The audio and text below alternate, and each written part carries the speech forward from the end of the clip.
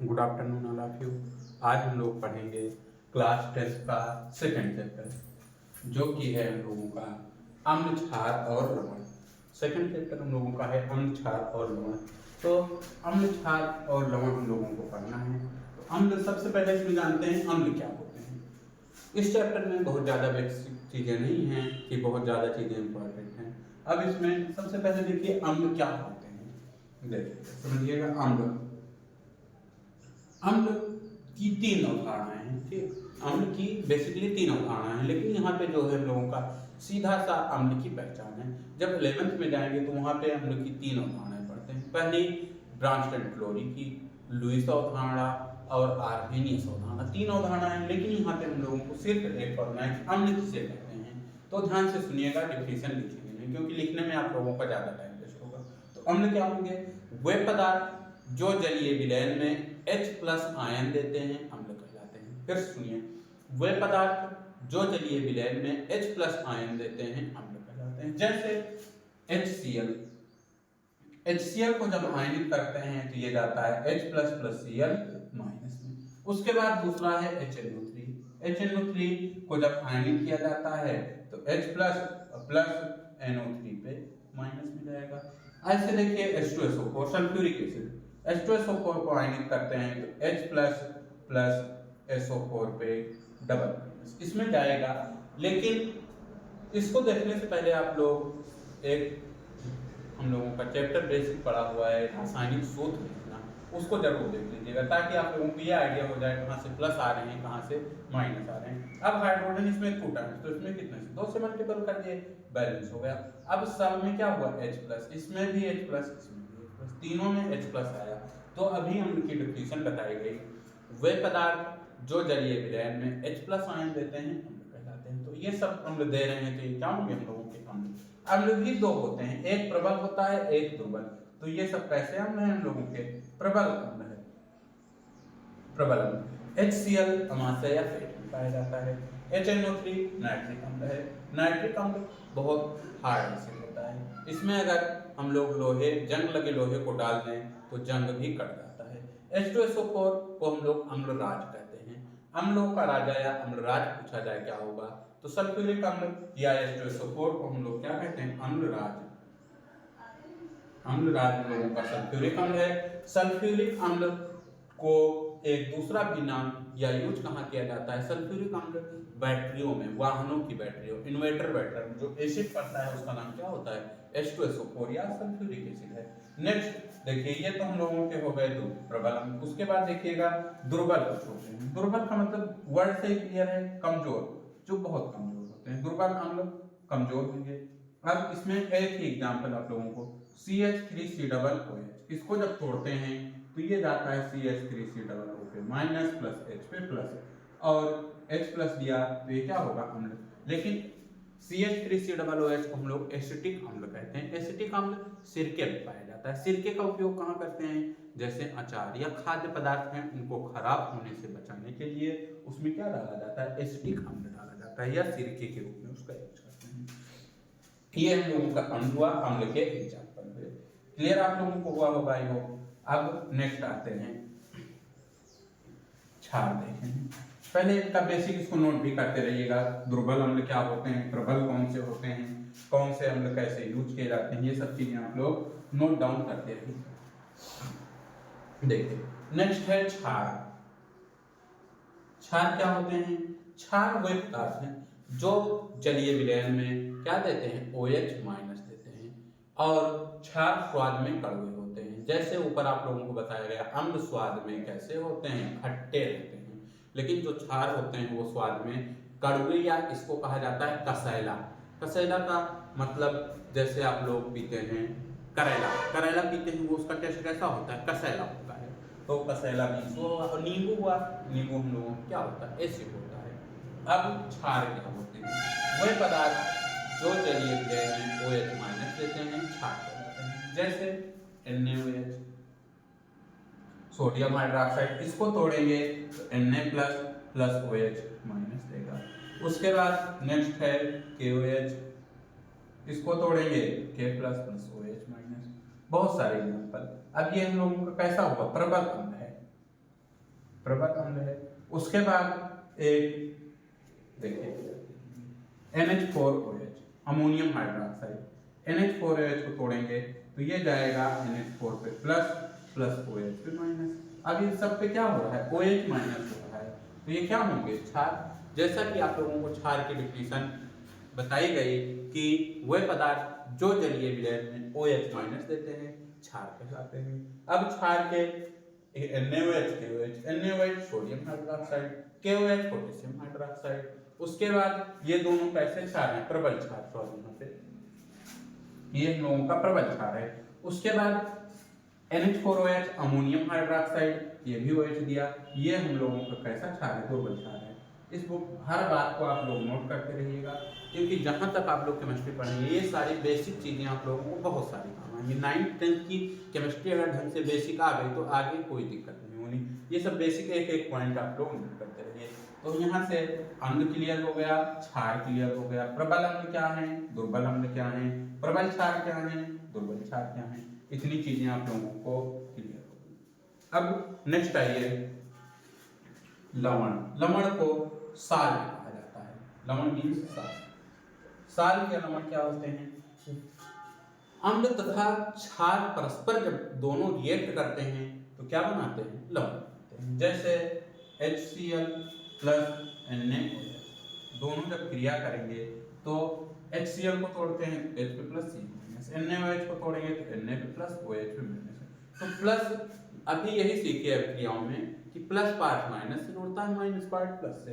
तो H किससे जुड़ेगा, NaCl से। तो NaCl ही हम लोगों का क्या है, लवण है। और प्लस OH यहाँ का और H यहाँ का मिलके क्या बना लेते हैं, H2। इसीलिए कहा जाता है H2O है।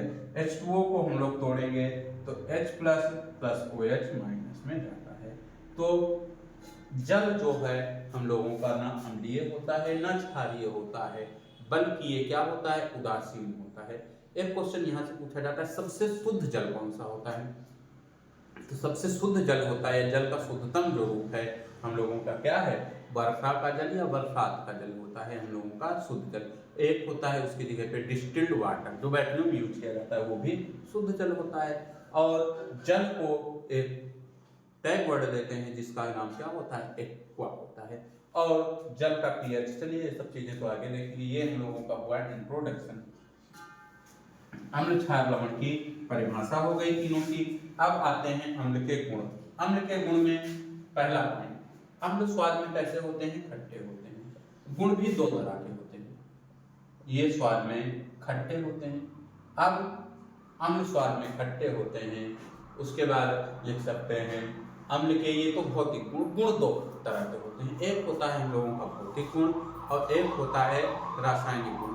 भौतिक गुण क्या होते हैं, भौतिक गुण में उसकी भौतिक अवस्था के बारे में बताया जाता है, जबकि रासायनिक गुण में उसके रासायनिक गुण बताए जाते हैं। रासायनिक गुण का मतलब उसमें अभिक्रियाएं होती हैं, भौतिक गुण में कोई अभिक्रिया नहीं होती। तो खट्टे होते हैं, भौतिक गुण पूछे कम जाते हैं या बहुत रेयर केस में आते हैं, लेकिन रासायनिक गुण हम लोगों के इंपॉर्टेंट होते हैं। देखिए पहला पॉइंट, अम्ल स्वाद में खट्टे होते हैं। इसके बहुत सारे पॉइंट हैं, लिखने के लिए लिख सकते हैं लेकिन उसका कोई मतलब नहीं है, इसीलिए नहीं लिखा गया, सिर्फ एक लिख दिया गया अम्ल स्वाद में खट्टे होते हैं। अब इसके इंपॉर्टेंट पॉइंट्स वो होते हैं। अब स्टेटमेंट आप लोग ध्यान से सुनिएगा। अब दो तरह के क्वेश्चन राइट होते हैं, एक तो कहता है केवल समीकरण लिखिए, ध्यान से सुनिएगा भाई। एक होता है केवल रासायनिक समीकरण लिखिए, एक है केवल रासायनिक समीकरण लिखिए, दूसरा होता है टिप्पणी लिखिए। अब केवल रासायनिक समीकरण पूछा, सिर्फ उसमें अभिक्रिया लिखनी है। और एक चीज अगर कहेगा संतुलित समीकरण लिखिए तो संतुलित समीकरण में हम लोग बैलेंस करके अभिक्रिया लिखेंगे। उसके बाद जब टिप्पणी कहेगा तो उसका स्टेटमेंट और रिएक्शन दोनों लिखेंगे। अगर आप लोगों को रिएक्शन कंप्लीट है या प्रैक्टिस है रिएक्शन की तो स्टेटमेंट आराम से बहुत ही जल्दी लिख लेंगे। देखिएगा कैसे, जैसे हम लोग सेकंड पॉइंट का स्टेटमेंट देखेंगे। अम्ल sodium carbonate, sodium carbonate Na2CO3, इसी को हम लोग क्या कहते हैं, जो वॉशिंग पाउडर होता है। तो अम्ल सोडियम कार्बोनेट से अभिक्रिया करके NaCl का तथा कार्बन डाइऑक्साइड गैस देते हैं। फिर से सुनिए इसका स्टेटमेंट क्या लिखेंगे, अम्ल सोडियम कार्बोनेट के साथ क्रिया करके सोडियम क्लोराइड तथा कार्बन डाइऑक्साइड देते हैं। अब इसको देखिएगा कैसे हुई रिएक्शन। यहाँ Na प्लस Cl माइनस, तो Na किससे जुड़ सकता है? Cl से, तो NaCl। अब इसमें Na 2 टाइम्स, तो इसमें कितने से मल्टीपल कर दीजिए? 2 से मल्टीपल किए। अब Cl 2 हो गया, तो इसमें भी कितने से मल्टीपल कर दीजिए? 2 से मल्टीपल करने के बाद अब यहाँ पे देखिएगा CO2 कार्बन डाइऑक्साइड इससे निकली, तो इससे CO2 निकाल दीजिए। उसके बाद CO2 जब यहाँ निकली तो एक ऑक्सीजन यहाँ बची। जब एक ऑक्सीजन बची तो ये यहाँ 2 हाइड्रोजन, एक ऑक्सीजन, एक चीज और। जब हाइड्रोजन ऑक्सीजन का डबल हो, मतलब हाइड्रोजन 2 हो और ऑक्सीजन 1 हो, तो वहां पे H2O ही बनता है। यहाँ पे देखिए जैसे हाइड्रोजन 2 ऑक्सीजन 1, तो इधर क्या बन जाएगा? H2O। ये हम लोगों का संतुलित समीकरण है। फिर से सुनिए, अम्ल की सोडियम कार्बोनेट के साथ, ये इंपॉर्टेंट, इस लिहाज से भी बहुत इंपॉर्टेंट है कि संतुलित करने के लिए दिया जाता है। लिखिएगा अम्ल की सोडियम कार्बोनेट के साथ अपक्रिया कराने पर सोडियम क्लोराइड कार्बन डाइऑक्साइड प्राप्त होती है। अगर आप लोग इसको देखना चाहें तो एक बार और देख सकते हैं।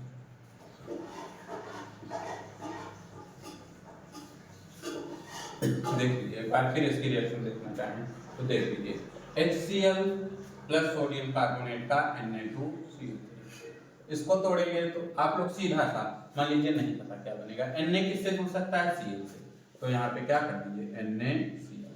अब Na2 तो इसमें 2 से, Cl में 2 हो गया तो इसमें भी 2 से। उसके बाद किसी चीज को गर्म करते हैं तो उसमें कार्बन डाइऑक्साइड निकलती है CO2 प्लस का। आप देखिए CO3 था, Na बराबर हो गया Cl, हाइड्रोजन यहाँ पे हम लोगों का बचा कितना? 2, कार्बन डाइऑक्साइड CO2 यहाँ निकला, ऑक्सीजन बचा 1। तो हाइड्रोजन ऑक्सीजन जब 1 रेशियो होता है 2, तो H2O बना लीजिए। नेक्स्ट आइए H2O के बाद दूसरा गुण। दूसरे गुण की डिफिनेशन क्या लिखेंगे? ये हिंट्स के लिए आप लोगों के लिए लिखा गया है। दूसरे गुण में हिंट्स में क्या लिखेंगे? अम्ल का जल अपघटन कराने पर हाइड्रोनियम आयन प्राप्त होता है। फिर से सुनिए, अम्ल का जल अपघटन कराने पर हाइड्रोनियम आयन प्राप्त होता है। H3O प्लस को ही हम लोग क्या कहते हैं? हाइड्रोनियम आयन कहते हैं। हाइड्रोनियम आयन क्या होगा? H3O plus hydronium ion. Hydronium ion, इसको जब तोड़ा जाता है H3O प्लस को जब तोड़ते हैं तो ये जाता है H प्लस प्लस H2O में।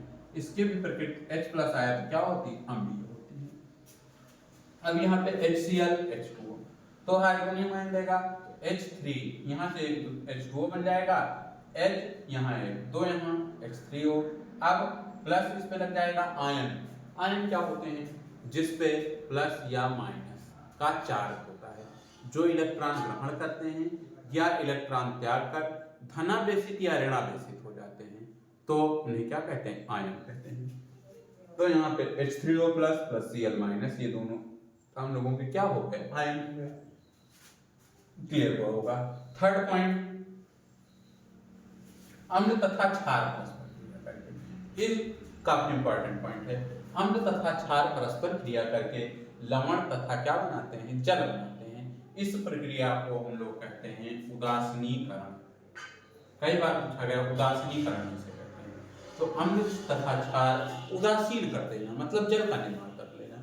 तो अम्ल तथा क्षार परस्पर क्रिया करके लवण तथा जल बनाते हैं, तो इस क्रिया को क्या कहते हैं? उदासीनीकरण कहते हैं। जैसे HCl NaOH, तो इसकी रिएक्शन आप लोगों को बताई गई NaCl, क्योंकि Na पे प्लस Cl पे माइनस, H पे प्लस OH पे माइनस, NaCl प्लस H2O, तो लवण बना दिया और जल बना दिया।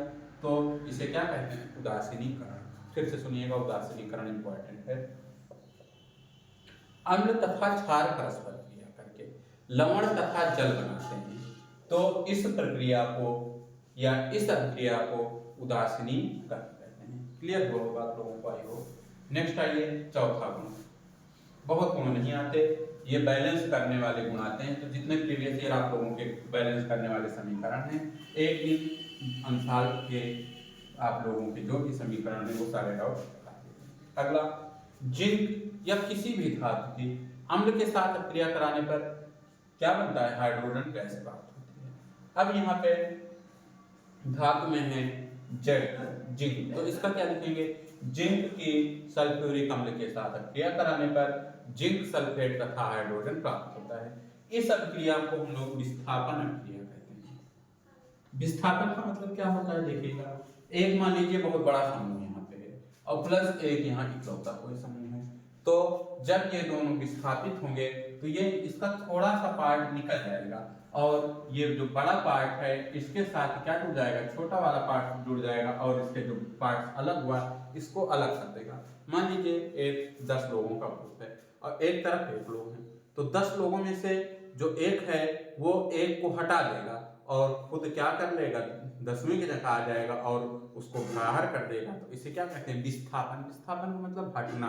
तो आप लोगों को समझ में आया होगा विस्थापन की डेफिनेशन क्या होगी, जब कोई धातु किसी धातु के विलयन से धातु को विस्थापित करके अपना विलयन बना लेती है तो इस अभिक्रिया को या इस प्रक्रिया को विस्थापन कहते हैं। जैसे जिंक की सल्फ्यूरिक अम्ल या हाइड्रोजन सल्फेट H2SO4 के साथ अभिक्रिया कराने पर जिंक हाइड्रोजन को विस्थापित करके जिंक सल्फेट का विलयन बना लेती है। देखिए, तो इसमें इसके स्टेटमेंट ये तो हम लोगों का आदर्श था, पहले चैप्टर में है रासायनिक अभिक्रियाओं में कि विस्थापन क्या है, विस्थापन अभिक्रिया। अब इसमें क्या लिखेंगे, जिंक की सल्फ्यूरिक अम्ल के साथ अभिक्रिया कराने पर जिंक सल्फेट तथा हाइड्रोजन प्राप्त होती है। एक चीज और, यहाँ पे H क्यों नहीं लिखा गया, H2। बच्चों का काफी क्वेश्चन होता है कि H2 क्यों लिखा है, क्योंकि गैस के हमेशा 2 मॉलिक्यूल या 2 पार्टिकल लिए जाते हैं, जबकि धातुएं रहेंगी तो उनका केवल 1 पार्टिकल लिया जाएगा। तो यहाँ पे बन जाएगा ZnSO4 प्लस H2 विस्थापन हो गया। तो ये हुए हम लोगों के अम्ल के रासायनिक गुण या अम्ल के भौतिक और रासायनिक गुण। नेक्स्ट आइए क्षार। क्षार आप लोगों को डेफिनेशन क्लियर हो गई होगी। क्षार में देखिए, क्षार पहला पॉइंट ये भौतिक गुण में लिख दीजिएगा, क्षार का स्वाद कैसा होता है, तीखा होता है। दूसरा पॉइंट ये कसैले होते हैं। अगला ये सतह को क्या कर देते हैं, खुरदुरा कर देते हैं। बहुत सारे भौतिक रासायनिक गुण, भौतिक गुण लेकिन कोई मतलब नहीं, बस मेन फोकस हम लोगों का रासायनिक गुण है। तो क्षार में अगला पॉइंट लिखिएगा रासायनिक गुण में, इसका स्टेटमेंट क्या लिखेंगे, क्षार कार्बन डाइऑक्साइड के साथ अभिक्रिया करके या कैल्शियम हाइड्रोक्साइड कार्बन डाइऑक्साइड के साथ अभिक्रिया करके कैल्शियम कार्बोनेट बनाता है। कैल्शियम कार्बोनेट क्या चीज है, अंडे के जो छिलके की खोल होती है वो है हम लोगों की कैल्शियम कार्बोनेट। चाक जो होती है वो कैल्शियम कार्बोनेट है। कैल्शियम ऑक्साइड क्या होता है, हम लोगों का जो चूना होता है कैल्शियम ऑक्साइड है। नोट कर लीजिए, चूना CaO, एक होता है बुझा चूना, भी आ गया है इसका, लेकिन बुझा चूना का मतलब CaO पे क्या डाल देंगे, जल डाल देंगे। जब इस पे जल डाल देंगे तो ये बन जाएगा CaOH का क्लोराइड। तो ये किसका है, बुझे चूने का सूत्र है। कैल्शियम कार्बोनेट CaCO3, चाक जो होती है उसका CaCO3 सूत्र है। तो इसका स्टेटमेंट क्या लिखेंगे, कैल्शियम हाइड्रोक्साइड की कार्बन डाइऑक्साइड के साथ अभिक्रिया कराने पर कैल्शियम कार्बोनेट तथा हाइड्रोजन प्राप्त होता है। अब देखिए, कैल्शियम कार्बोनेट CaOH का होल प्लस CO2, तो कैल्शियम कार्बोनेट CaCO3 हो गया। अब यहाँ पे अणुओं को बैलेंस करना हम लोग सीखेंगे, बैलेंस कैसे करते हैं, इसीलिए हम यहाँ पे बैलेंस इक्वेशन एक भी नहीं लिखे गए, ताकि आप लोगों को ये सिखाया जाए कि बैलेंस कैसे करते हैं। सबसे पहले इधर देखिए, कार्बन इधर 1, इधर कार्बन 1 बराबर है, आपसे कैल्शियम इधर 1 इधर कैल्शियम, जो बराबर होते जाए उसके सही का टिक।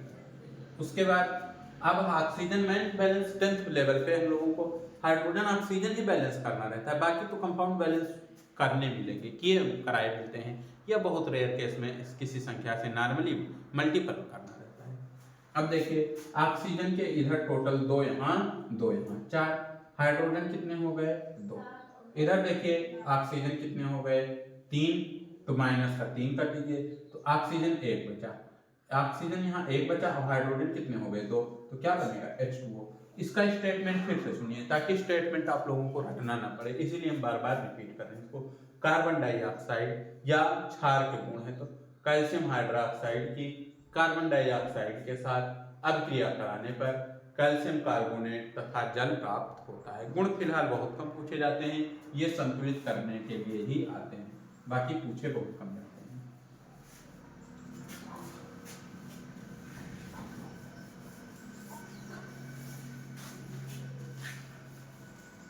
नेक्स्ट आइए, धातु की क्षार के साथ क्रिया कराने पर हाइड्रोजन गैस प्राप्त होती है। धातु में जैसे दिया गया जिंक की, इसमें लिखिएगा स्टेटमेंट, जिंक की सोडियम हाइड्रोक्साइड NaOH के साथ क्रिया कराने पर सोडियम जिंकेट NaZnO प्लस का H2 प्राप्त होता है। अब यहाँ पे हाइड्रोजन लिखने के लिए हम लोग लिख सकते हैं, क्योंकि NaZnO H2 लिख सकते थे, यहाँ पे H लिख सकते हैं क्योंकि एक H।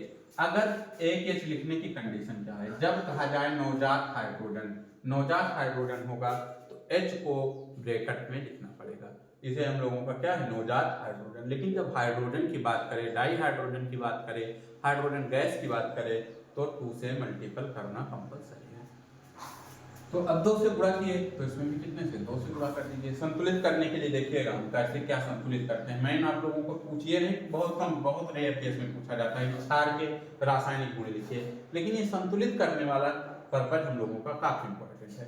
अब NaZnOH देखिए, सब कुछ हाइड्रोजन दो तो इसमें 2 से गुणा, जब इसमें 2 से गुणा किए तो इसमें भी 2 से करना पड़ेगा, तो इसमें भी 2 से गुणा करना।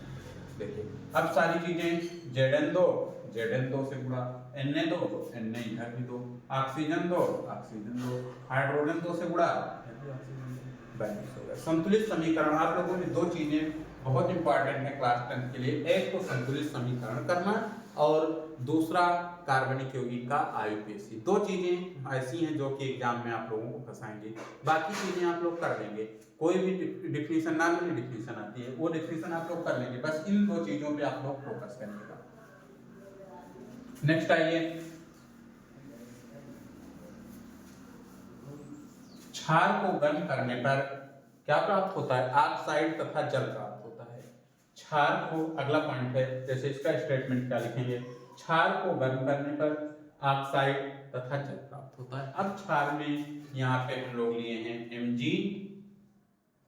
मैग्नीशियम हाइड्रोक्साइड, MgOH का होल पाइप। MgOH को क्या कहा जाता है, इसको मिल्क ऑफ मैग्नीशिया कहा जाता है, मिल्क ऑफ मैग्नीशिया। और यही हम लोगों का, जैसे पेट में एसिडिटी होती है, क्योंकि पेट में अम्ल होता है, तो अम्ल से एसिडिटी होती है, तो उसको शांत करने के लिए हम लोग क्या पीते हैं, क्षार पीते हैं। तो जो इनो पीते हैं वो हम लोगों का एक प्रकार का मिल्क ऑफ मैग्नीशिया, तो उसको पीने से हम लोगों का क्या हो जाता है, न्यूट्रल सारी चीजें हो जाती हैं, इसीलिए इसको मिल्क ऑफ मैग्नीशिया। जब इसको तोड़ेंगे तो मैग्नीशियम का ऑक्साइड MgO प्लस जल का सूत्र हो जाएगा H2। ये तो हम लोगों का हुआ। अब इसको संतुलित करना है ही नहीं, क्योंकि ये संतुलित करा है समीकरण है। Mg8 ऑक्सीजन इधर, होल पॉइंट लगा, 2 इधर 2 इधर, हाइड्रोजन 2 हाइड्रोजन।